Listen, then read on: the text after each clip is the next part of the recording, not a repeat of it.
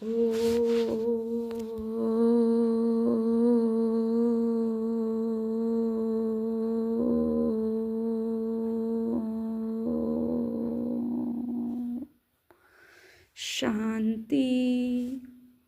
23/1/2025। ওম শান্তি। বাপদাদা মধুবন। আজকের বাপদাদার অমূল্য মহাবাক্য হচ্ছে, মিষ্টি বাচ্চারা মুখ্য দুটি কথা সবাইকে বোঝাতে হবে। এক তো বাবাকে স্মরণ করো, দ্বিতীয় হলো 84 চক্রকে জানো, তাহলে সব প্রশ্নের অবসান হবে। কালকেও বাবা বলেছেন 84 চক্রের কথা। তো মুখ্য দুটি কথা সবাইকে বুঝতে হবে। এক, কাকে স্মরণ করতে হবে? শিব বাবাকে, মহাজ্যোতি, পরমপিতা পরমাত্মা, সৃষ্টির রচয়িতা। মস্তক পর অনুভব করো সবাই যে শিব বাবা মহাজ্যোতি, তার ছত্র ছায়ায় আমি আত্মা রয়েছি। তো তাকে স্মরণ করছি, এইভাবে নিজেকে আত্মা মনে করে বাবাকে স্মরণ করো। আর দ্বিতীয় হলো 84 চক্র, অর্থাৎ আমি আত্মা। সত্যযুগে 8 জন্ম, ত্রেতা যুগে 12 জন্ম, দাপরে 21 জন্ম, কলিযুগে 42 জন্ম, আর বর্তমান এই এক জ্ঞানীর জন্ম, ব্রাহ্মণ জন্ম। এই 84 চক্র পরিক্রমা করে এসেছি, তাই না? যেমন দিন রাতের চক্র হয়, তেমন আমাদেরও জন্মের এই চক্র, সৃষ্টির চক্র। সত্য ত্রেতা দাপর কলি, সত্য ত্রেতা দাপর কলি। দিন রাতের চক্র, সকাল দুপুর বিকেল সন্ধে, আবার রাত, আবার সকাল, আবার। তো দিন আর রাতের যেমন চক্র হয়, চক্রাকারে ঘুরতে থাকে, তেমনই সৃষ্টিও চক্রাকারে ঘুরতে থাকে। সত্য ত্রেতা দাপর কলি, আবার সত্যযুগ আসতে চলেছে। আর এই 4 যুগে আমি আত্মা 84 জন্ম চক্র, 84 জন্ম পরিক্রমা করি। তো এই হচ্ছে আমাদের লাস্ট, যেমন যুগ কলিযুগের অন্তিম যুগ, তেমন আমাদের জন্ম হচ্ছে অন্তিম জন্ম, ব্রাহ্মণ জন্ম। তো ব্রাহ্মণ থেকে দেবতা, ব্রাহ্মণ সো ফরিস্তা, ফরিস্তা সো দেবতা। তো এটাকে বারবার আমাদের মনে রাখতে হবে। প্রশ্ন আজকের মুরলি থেকে, বাবার মহিমায় কোন শব্দটি আসে যা কিনা শ্রীকৃষ্ণের মহিমা হয় না? বাবার মহিমায় কোন শব্দটি আসে যা কিনা শ্রীকৃষ্ণের মহিমায় হয় না? উত্তরে বাবা বলছেন, বৃহস্পতি হলেন একমাত্র বাবা। বৃহস্পতি অর্থাৎ বৃহস্পতি। বৃহস্পতি নামটা বৃহস্পতি থেকে এসেছে। তো বৃক্ষের পতিদেবকে, তো বৃক্ষ কি? কল্পবৃক্ষ। কোন কল্পবৃক্ষ? সত্য ত্রেতা দাপর কলি 4 যুগ মিলে এক কল্প হয়। আর এই কল্প বৃক্ষের পতিদেবকে ও পরমপিতা পরমাত্মা, নিরাকার মহাজ্যোতি। নিজের অন্তর্মনেও চিত্র তৈরি করে নাও সবাই যে মহাজ্যোতি কেমন হয়, আর মস্তক পর শিব বাবাকে অনুভব করো। তো এই হচ্ছে বৃহস্পতি। ওই জন্য বৃহস্পতি গুরুবার বলা হয়। গুরুবার কেন বলা হয়? কেননা পরম সদ্গুরুকে ও পরমাত্মা শিব বাবা পরম সদ্গুরু, তো সেই জন্য ও পরম সদ্গুরু অর্থাৎ বৃহস্পতি, অর্থাৎ বৃহস্পতি, তাই ওটাকে গুরুবার বলা হয়। ওই দিন ভোগ লাগানো হয় ওই জন্য। তো শ্রীকৃষ্ণকে তো বৃহস্পতি বলা হবে না, অর্থাৎ এই কল্পবৃক্ষের পতিদেব বলা হবে না। পিতাদেরও পিতা বা পতিদেরও পতি এক নিরাকারকে বলা হয়, শ্রীকৃষ্ণকে নয়। 2 জনের মহিমা আলাদাভাবে স্পষ্ট করো। আজকের মুরলি থেকে আবার প্রশ্ন বলেছে, বাচ্চারা তোমরা গ্রামে গ্রামে কোন খবরটি ঢাকঢোল বাজিয়ে জানিয়ে দেবে? উত্তরে বাবা বলছে, গ্রামে গ্রামে ঢাক বাজিয়ে সবাইকে জানাবে যে মাধব থেকে দেবতা, নরকবাসী থেকে স্বর্গবাসী কিভাবে হতে পারো, এসে বুঝে নাও। তো ভগবান এসেছে মাধব থেকে দেবতা আর নরকবাসী থেকে স্বর্গবাসী বানাতে আমাদের। স্থাপনা বিনাশ কিভাবে হয় এসে বোঝো, তাই না? ভগবান আসার পরে দুনিয়ার কিভাবে বিনাশ হয় আর কিভাবে পুনঃস্থাপনা হয় সদ্ধর্মের, সত্যযুগের, সেটা এসে এখানে বোঝো। গীত আজকের মুরলি থেকে, তুমি মাতা পিতা, তুমি সদ্গুরু, তুমি বন্ধু সখা। ওম শান্তি। এই গীতের শেষ লাইনে আছে, কি আছে? তুমি নৌকো, তুমি নৌকের মাঝি, এ হলো রং। অর্থাৎ তুমি নৌকা, তো পরমাত্মা নৌকার মাঝি হয়ে এই কলিযুগ রূপী সমুদ্র থেকে আমাদের পার করেন, ওই পারে নিয়ে যান, অর্থাৎ সত্যযুগের কিনারায় নিয়ে যান, তাই না? আমরা কি এই কলিযুগ রূপী ভবসাগরে ভাসছিলাম, তো কিনারা পাচ্ছিলাম না কোথাও। তো ভগবান মাঝি হয়ে এসে নৌকা নিয়ে আমাদের কিনারা করছে, সত্যযুগে নিয়ে যাচ্ছেন। তাই বলা হয়। গীতাতেও আছে যে ভবসাগর পার করতে হলে গীতারূপী নৌকায় কী করো, কিনারা করো, গীতারূপী নৌকায় ওঠো।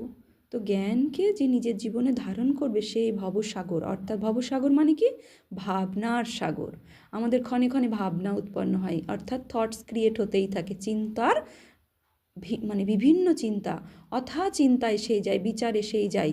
তো ওই সাগরে আমরা ভাসি, এই চিন্তা ওই চিন্তা সেই চিন্তা, কিন্তু ভগবান এসে এমন শুভ চিন্তার ভাবনা আমাদের মধ্যে, জ্ঞানের ভাবনা আমাদের মধ্যে উৎপন্ন করিয়েছে, জ্ঞানের গঙ্গা আমাদের মধ্যে এনে দিয়েছে, যে আমরা কি করেছি, ওই জ্ঞানরূপী নৌকায় উঠে আমরা কিনারা করতে পেরেছি ভবসাগরে, অর্থাৎ ভাবনার সাগরে থেকে আমরা কিনারা হয়েছি, অনেক চিন্তা থেকে আমরা মুক্ত হয়ে গেছি।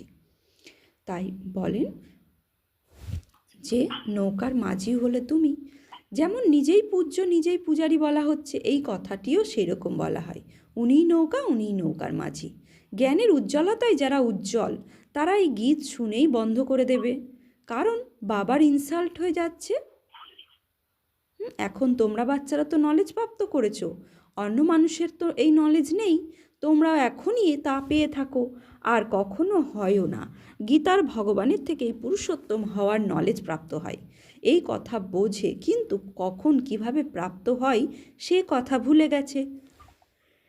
গীতা হলো ধর্ম স্থাপনের শাস্ত্র, গীতা হলো ধর্ম স্থাপনের শাস্ত্র, অন্য কোনো শাস্ত্র ধর্ম স্থাপন অর্থে হয় না। শাস্ত্র শব্দটিও ভারতেই কাজে আসে, সর্বশাস্ত্রের শিরোমণি হলো গীতা, বাকি অন্য সব ধর্ম তো পরে আসবে, তাদের শিরোমণি বলা হবে না। বাচ্চারা জানে বৃহস্পতি হলেন একমাত্র বাবা, তিনি হলেন আমাদের পিতা, পতিও তিনি, সকলের পিতাও তিনি, তাকে পতিদেরও পতি, পিতাদেরও পিতা বলা হয়। এইরূপ মহিমা একমাত্র নিরাকারের উদ্দেশ্যে গাওয়া হয়। কৃষ্ণের এবং নিরাকার বাবার মহিমা বর্ণনার তুলনা করা হয়। শ্রীকৃষ্ণ তো হলেন নতুন দুনিয়ার প্রিন্স, অর্থাৎ সত্যযুগের রাজকুমার, তিনি হলেন পুরনো দুনিয়ার সঙ্গম যুগে রাজযোগ শেখাবেন কিভাবে শ্রীকৃষ্ণ, তাই না, সঙ্গম যুগে কিভাবে রাজযোগ শেখাবেন। এখন বাচ্চারা বুঝেছে আমাদের ভগবান পড়াচ্ছেন, স্বয়ং ভগবান আমাদের এই রাজযোগ শেখাচ্ছেন। তো তোমরা পড়াশুনো করে এই দেবী দেবতার পরিণত হও। তো এই পড়াই কী কাজে লাগে, আমাদের সাধারণ মনুষ্য আত্মা থেকে দেব আত্মায় পরিণত করানো হয়। তো তোমরা এই পড়াশুনো করে দেব আত্মায় পরিণত হও, পরে এই জ্ঞান প্রচলনে থাকে না। যখন আমরা দেবী দেবতা হয়ে যাব, এই জ্ঞান প্রায় লুপ্ত হয়ে যাবে। ওই জন্য গীতাতে বলেছে যে হে অর্জুন, এই জ্ঞান এখন প্রায় লুপ হয়ে গেছে, অর্থাৎ আমি 5000 বছর আগে সঙ্গমে এই জ্ঞান দিয়েছিলাম, যে জ্ঞানের আধারে সত্যযুগ নির্মাণ হয়েছিল, দেবী দেবতা হয়েছিল, তারপরে তারা পার্ট প্লে করতে করতে কলিযুগে এসে জ্ঞান প্রায় লোপ হয়ে গেছে। সত্যযুগে তো জ্ঞানের প্র্যাকটিক্যাল ইন্দ্রিয়ে জ্ঞানে, মানে কর্মেন্দ্রিয় সম্পূর্ণ জ্ঞানে চলে, অর্থাৎ জ্ঞান স্বরূপে চলি আমি, তাই জ্ঞানের প্রয়োজন পড়ে না। কিন্তু যখন আমার ইন্দ্রিয় বিকর্মের বশীভূত হয়ে যায়, ইন্দ্রিয়কে ডিসিপ্লিন করার জন্য জ্ঞানের প্রয়োজন পড়ে। তো কলিযুগে ধীরে ধীরে আমরা সত্যযুগ থেকে ধীরে ধীরে যখন জন্ম নিতে নিতে কলিযুগে এসে পৌঁছেছি, তখন কর্মেন্দ্রিয় সম্পূর্ণ বিকারের বশীভূত হয়ে গেছে, তাই তাকে ডিসিপ্লিন করার জন্য তখন ভগবানের কাছ থেকে আমাদের জ্ঞান নিতে হয়। তাই যখন আমরা সম্পূর্ণতা প্রাপ্ত করি, সম্পূর্ণ কর্মেন্দ্রিয় জ্ঞান সামিয়ে থাকে, জ্ঞানের স্বরূপে আমরা প্রকট হই, তখন আমাদের জ্ঞান প্রায় লোপ হয়ে যায়। তাই গীতাতে বলেছে, হে অর্জুন, কালবশত বংশ পরম্পরাবশত এই জ্ঞান প্রায় লোপ হয়ে যায়। তো ভগবান আসে যখন জ্ঞান লোপ হয়ে যায়, তখন জ্ঞানের রিমার্জ করতে। তো বাবা বলছেন, হ্যাঁ, তো বাকি আটায় লবণ সম চিত্রগুলি রয়ে গেছে। তো আটার মধ্যে যেটুকু লবণ থাকে সেইটুকু জ্ঞানের ছিটা কলিযুগের শেষে এসে রয়ে যায়, তাই ভগবানকে এসে জ্ঞান দিতে হয়। বাস্তবে কোনো চিত্রই যথার্থ নয়। এখন সর্বপ্রথমে বাবার পরিচয় পেয়ে গেলে তোমরা বলবে এই কথা ভগবান বোঝাচ্ছেন, সে কথা তো স্বতঃ বলবে, তোমরা কি প্রশ্ন করবে? প্রথমে বাবাকে তো জানো, বাবা আত্মাদের বলেন আমাকে স্মরণ করো, অর্থাৎ আমি আত্মা হয়ে যখন পরমাত্মাকে স্মরণ করব, তখনই যথার্থ স্মরণ হবে। শুধুমাত্র 2টি কথা স্মরণ করো, বাবা বলেন আমাকে স্মরণ করো, আর 84 জন্মের চক্রব্যাস, এই 2টি মুখ্য কথা বোঝাতে হবে।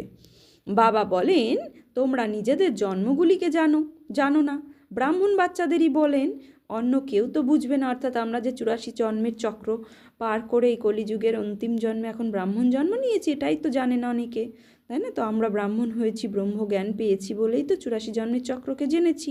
তো কিভাবে আমরা সত্যযুগে জন্ম দেবী দেবতা ছিলাম, ধীরে ধীরে মনুষ্য আত্মায় রূপান্তরিত হয়েছি, এই চক্রকে বারবার রিপিট করতে বলছে।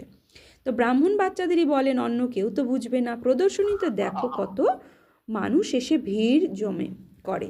তারা ভাবে এত মানুষ যায়, নিশ্চয়ই কিছু দেখার জিনিস আছে। ঢুকে পড়ে, একজনকে বোঝাতে গেলে মুখ ব্যথা হয়ে যাবে। তখন কি করা উচিত? প্রদর্শনী পুরো মাস চলতে থাকলে বলা যায়, আজ ভিড় আছে, কাল পরশু এসো। তাও যার পড়াশোনার ইচ্ছা থাকবে অথবা মানুষ থেকে দেবতা হওয়ার ইচ্ছা থাকবে তাকেই বোঝাবে। এই লক্ষ্মীনারায়ণের চিত্র অথবা ব্যাচ দেখানো উচিত, যে আমরা যে ব্যাচ পড়ি সেই ব্যাচ দেখানো উচিত। বাবার দ্বারা এই বিষ্ণুপুরীর মালিক হতে পারো। এখন ভিড় আছে, সেন্টারে এসো। ঠিকানা তো লেখা আছে। বাকি এইভাবে বলে, দেবতা এ হলো স্বর্গ, এ হলো নরক, তো মানুষ কি বুঝবে? সময় নষ্ট হয়ে যায়। এমনভাবে তো চিনতে পারবে না ইনি উচ্চ ব্যক্তি, এই ব্যক্তি ধনী না গরিব। আজকাল পোশাক এমন পরে যে কিছু বোঝা যায় না। সর্বপ্রথমে তো বাবার পরিচয় দিতে হবে। বাবা হলেন স্বর্গ স্থাপনকারী নিরাকার মহাজ্যোতি, তার পরিচয় দিতে হবে। এখন এইরকম হতে হবে, মুখ্য উদ্দেশ্য সামনে রয়েছে। বাবা বলেন, আমি হলাম সর্বোচ্চ, যার উপরে কেউ নেই। উঁচুর থেকে উঁচু স্বয়ং ভগবান, যার উপরে কেউ নেই। কিন্তু দেবী দেবতাদের গুরু আছে, মাতা পিতা আছে, কিন্তু স্বয়ং ভগবান যিনি সৃষ্টির রচয়িতা, তার গুরুও নেই, তার পিতাও নেই, তার উপরে কেউ নেই। সবচেয়ে উঁচুতে উনি, সর্বোচ্চ, সর্বোপরি উনি। আমাকে স্মরণ করো, এ হলো বশীভূত করার মন্ত্র। তো যত নিরাকার মহাজ্যোতি শিব বাবাকে স্মরণ করবে, তত তুমি কি হবে? বিকর্মের বশ থেকে, যে আমরা 5 বিকারের বশীভূত হয়েছি, তার থেকে মুক্ত হয়ে যাব। তখন স্বয়ং ভগবানের শক্তিতে আমরা সম্পন্ন হয়ে যাব। তাই বাবা বলছেন, এ হলো বশীভূত করার মন্ত্র, যে শুধু আমাকে স্মরণ করো। বাবা বলেন, মামেকম স্মরণ করো, তাহলে তোমাদের বিকর্ম বিনাশ হবে এবং বিষ্ণুপুরীতে এসে যাবে। এই কথা তো নিশ্চয়ই বোঝানো উচিত। শ্রীমদ্ভগবদ্ গীতাতেও আছে, সর্বধর্মান্ন পরিত্যাজ মামেকম শরণাম ব্রজ, অহম তম সর্বপাপেভ্য মোক্ষয়িষ্যামি শুচ। মা শুচ তো গীতাতে কেন বলেছে কথা? সর্বধর্মান্ন পরিত্যাজ। তো ধর্ম কথার অর্থ কি? যা আমি ধারণ করে আছি। তো কি ধরে আছি? সর্বপ্রথম দেহটা ধরে আছি, আর দেহের সাথে সর্বসম্বন্ধ, সর্ববৈভব, সর্ববস্তু ধরে রয়েছি। তো যদি দেহটাকে ছেড়ে দিই, তার সাথে রিলেটেড সব ছেড়ে দেবো। তাই ভগবান বলেছে, কিন্তু সর্বধর্মান্ন পরিত্যাগ, অর্থাৎ দেহ সহিত দেহের সর্বধর্ম পরিত্যাগ করো। তো যখনই আমি দেহটা ছাড়ছি, দেহের সাথে সর্বসম্বন্ধ, সর্ববৈভব, সব কিছু ছুটে যাচ্ছে, তখন কি পড়ে থাকছে? আমি আত্মা চৈতন্য শক্তি। তো আমি আত্মা চৈতন্য শক্তি, তাহলে দেহ সহিত দেহ সর্বসম্বন্ধ ছেড়ে দিলাম। মাম একম শরণম ব্রজ, অর্থাৎ পরমাত্মাকেই স্মরণ করো। তাহলে আমি আত্মা ভেবে পরমাত্মাকে স্মরণ করব। কেননা ভগবান তো একটা জ্যোতিস্বরূপ, সে দেহের জ্ঞান দেবে না, সে আত্মারই জ্ঞান দেবে। তাই যখনই আমি এইভাবে স্মরণ করব, তখনই আমাদের বিকর্ম বিনাশ হবে, বিষ্ণুপুরীতে এসে যাবে। এই কথা তো নিশ্চয়ই বোঝানো উচিত। 8-10 দিনের প্রদর্শনী তো আয়োজন করা উচিত। তোমরা গ্রামে গ্রামে ঢাক বাজিয়ে খবর দিয়ে দাও, যে মানুষ থেকে দেবতা, নরকবাসী থেকে স্বর্গবাসী কিভাবে হতে পারো, এসে বুঝে নাও। স্থাপনা বিনাশ কিভাবে হয়, এসে বুঝে নাও। মুক্তি তো অনেক আছে। তোমরা বাচ্চারা জানো যে সত্যযুগ আর কলিযুগে রাত দিনের তফাৎ। তো সত্যযুগ আর কলিযুগের রাত দিনের তফাৎ। ব্রহ্মার রাত আর ব্রহ্মার দিন বলা হয়। শ্রীমদ্ভগবদ্ গীতায় আছে অক্ষয় ব্রহ্মযোগে, যে ব্রহ্মার দিন আর ব্রহ্মার রাতকে যে জানে যথার্থভাবে, তার রাত দিনের জ্ঞান সম্পূর্ণভাবে আছে। তো ব্রহ্মার রাত কি?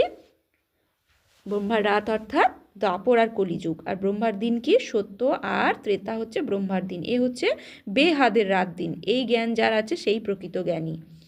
তো ব্রহ্মার দিন সেই, আবার বিষ্ণুর দিন, যা বিষ্ণুর তা ব্রহ্মার, অর্থাৎ যে ব্রহ্মা সেই বিষ্ণু।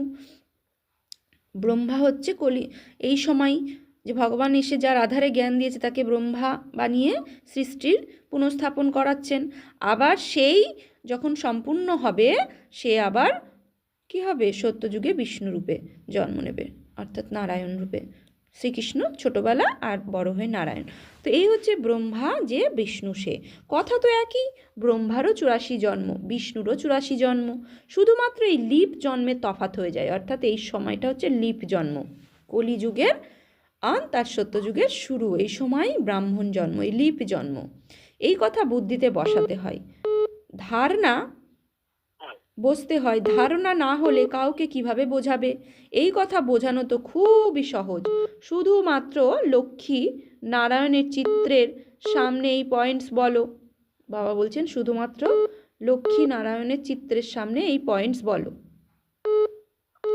বাবার সাহায্যে এই পদ মর্যাদা প্রাপ্ত হয়। নরকের বিনাশ সামনে রয়েছে। বাবা বলছেন নরকের বিনাশ সামনে রয়েছে। তারা তো নিজের মনুষ্য মতই শোনাবে, এখানে তো আছে ঈশ্বরীয় মতামত, যা আমাদের অর্থাৎ আত্মাদের ঈশ্বর দ্বারা প্রাপ্ত হয়েছে।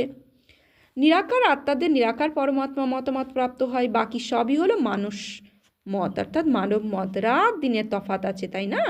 সন্ন্যাসী, উদাসী ইত্যাদি কেউ এই মত দিতে পারেন না।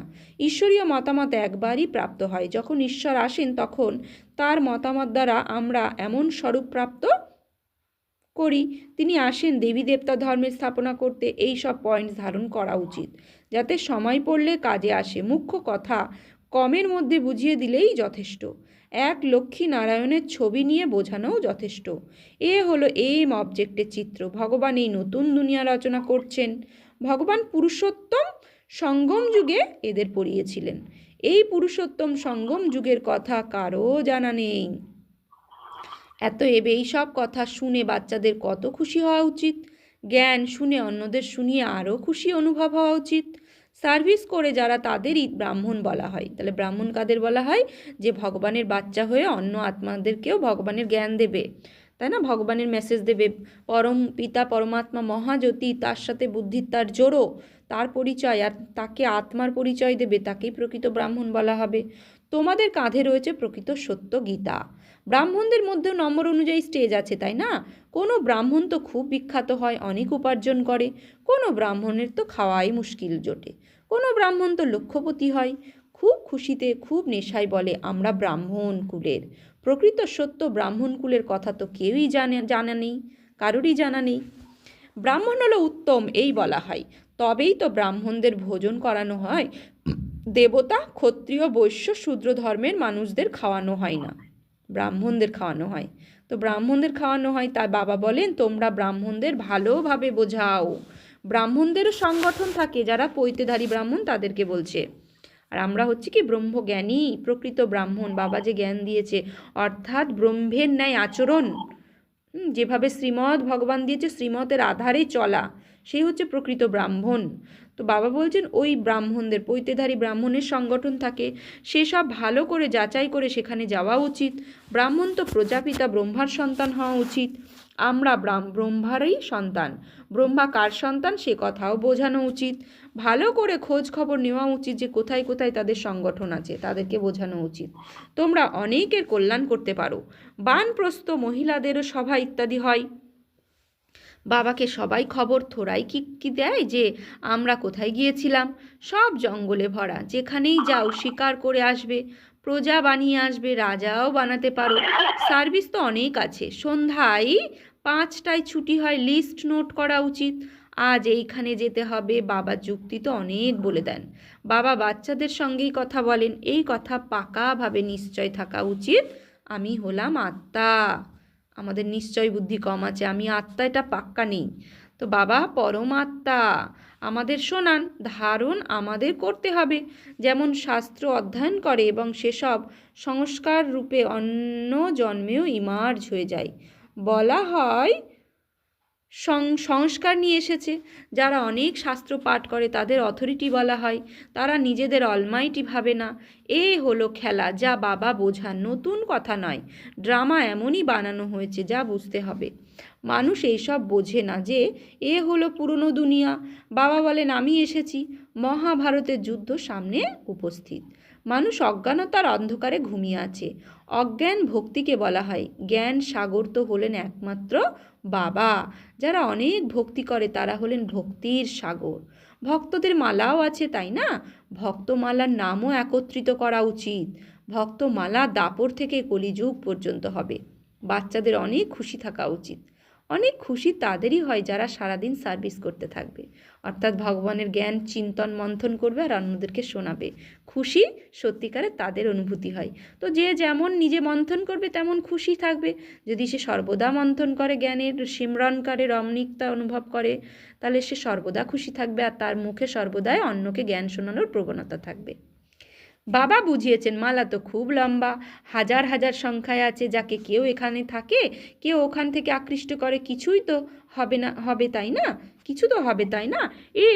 এত বড় মালা তৈরি হয়েছে, মুখে রাম রাম বলতে থাকে, তখন জিজ্ঞাসা করা উচিত কাকে উদ্দেশ্য করে রাম রাম জপ করে স্মরণ করো? তোমরা সৎসঙ্গ ইত্যাদিতে গিয়ে তাদের মধ্যে মিক্স হয়ে গিয়ে বসতে পারো। সৎসঙ্গে গিয়ে দিয়ে তাদের বোঝাতে হবে। হনুমানের দৃষ্টান্ত দেওয়া হয়, তাই না? যেখানে সৎসঙ্গ হতো সেখানে জুতোর কাছে গিয়ে বসতো।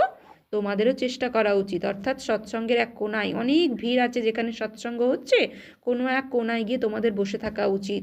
বসে তাদেরকেও সত্যের জ্ঞান দেওয়া উচিত। তারা তো ভক্তিমার্গে সৎসঙ্গ করে, তারা তো পরমাত্মাকে যথার্থ রূপে জানে না, তাই না? মনকে কিভাবে সংযত করব তার বিধিও তারা জানে না, তাই তাদেরকে ওভাবে সেবা করা উচিত। তোমরা অনেক সার্ভিস করতে পারো। সার্ভিসের সফল তখনই হবে যখন জ্ঞানের পয়েন্ট বৃদ্ধি পাবে, জ্ঞানে যখন তোমরা মগ্ন থাকবে। সার্ভিসের অনেক যুক্তি আছে, রামায়ণ ভগবদ ইত্যাদি বিষয়েরও নানান কথা আছে, সেসবের উপরে তোমরা দৃষ্টিপাত করতে পারো। শুধু অন্ধশ্রদ্ধা থেকে গিয়ে বসবে না, বলো আমরা তো আপনাদের কল্যাণ কামনা করি। ওই ভক্তি একেবারে আলাদা, এই জ্ঞান একদম আলাদা। জ্ঞান একমাত্র জ্ঞানেশ্বর পিতাই দিয়ে থাকেন। সার্ভিস তো অনেক আছে, শুধু এই কথা বলো উঁচু থেকে উঁচু কে অবস্থান করেন? উঁচু থেকে উঁচু হলেন একমাত্র ভগবান।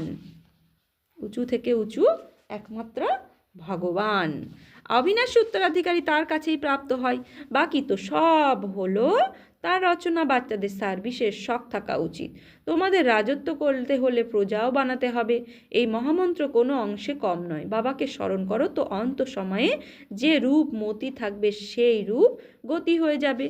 আচ্ছা, মিষ্টি মিষ্টি হারানিধি বাচ্চাদের প্রতি মাত পিতা বাপ দাদার স্মরণের স্নেহ সুমন আর সুপ্রভাত। আত্মাদের পিতা তার আত্মারূপী বাচ্চাদেরকে জানাচ্ছে নমস্কার। আমরা আত্মারূপী বাচ্চারা আত্মারূপী বাপদাদাকে জানাচ্ছি নমস্কার। ধারণার জন্য মুখ্যসার। 1. বাবা যে বশীভূত করার মন্ত্র দিয়েছেন সেটা সবাইকে স্মরণ করাতে হবে। সার্ভিসের ভিন্ন ভিন্ন যুক্তি রচনা করতে হবে। ভিড়ে নিজের সময় নষ্ট করবে না। 2. জ্ঞানের পয়েন্টস বুদ্ধিতে রেখে জ্ঞানের মোজে থাকতে হবে।